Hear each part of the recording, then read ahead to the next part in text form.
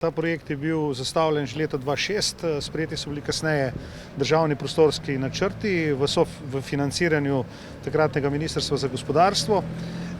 Sedaj smo uspeli dogovoriti z resorji zelo ključne rešitve, da je omogočen zagon tega projekta. To je, da se premesti to območje za odmetavanje nevarnega tovora na lokacijo, ki je predvideno z DPN-jem, to je seveda potrebno sfinancirati, tam je potrebno odkupiti zemljišče oziroma tudi tisto urediti. Določena investicijska dokumentacija je bila na to temo že sprejeta, to bo stalo med 3 in 4 milijone evrov, to se pravi odkup zemlje in pa čiščenje tistega območja, kakor tudi postavitev ograje. S tem se pa seveda sprosti ta severni del med letališčem in avtocesto, ki je izredno atraktiven za razvoj gospodarske dejavnosti, in tu je tudi že predvidena z državnim prostorskim načrtom določene ureditve. Dostop do tega območja je predviden z novim avtocestnim priključkom pri Skopicah, to je na mestu, kjer je zdaj nadvoz pri tisti cerkvi. To je pravzaprav na meji med občino Brežice in občino Krško. Tako da iz te severne smeri bo uvoz.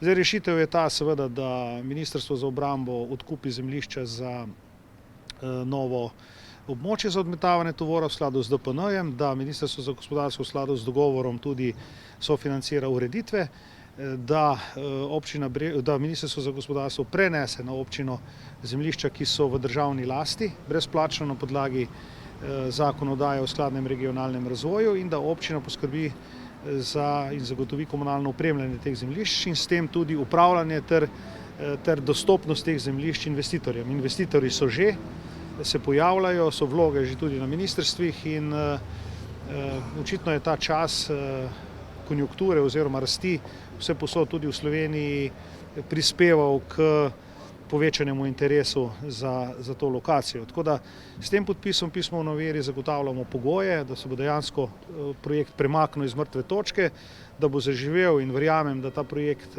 ne bo odvisen od politike, temveč da bo to vsaka normalna vlada peljala naprej, saj gre za gospodarsko zanimiv projekt, za projekt, ki bo razvijal ta del Slovenije in ne nazadnje tudi slovensko gospodarstvo. Kakšna je vloga vašega ministrstva? Ja, pomembna, se veste, vse se začne in konča pri dovoljenjih.